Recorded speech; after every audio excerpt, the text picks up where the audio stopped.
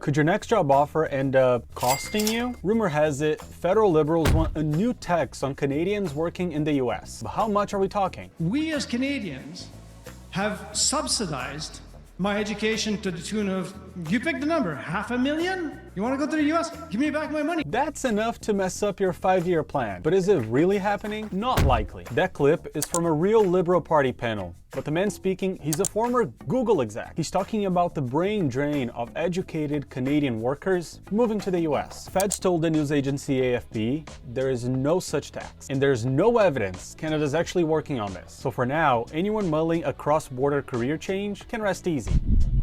Governments are scrambling to keep up with the AI boom, but some shortcuts might not be worth it. Last month, South Africa withdrew a draft of its brand new AI policy after journalists discovered that some of the sources it cited were AI hallucinations, such as a fake article from a real publication or a journal that doesn't exist at all. So the next time you use AI for writing, remember, the devil's in the details, but the proof is in the proofreading.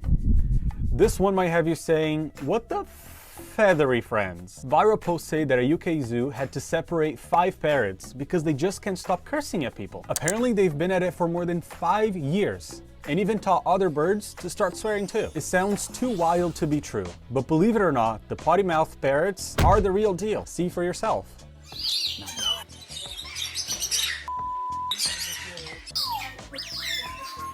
See what I mean?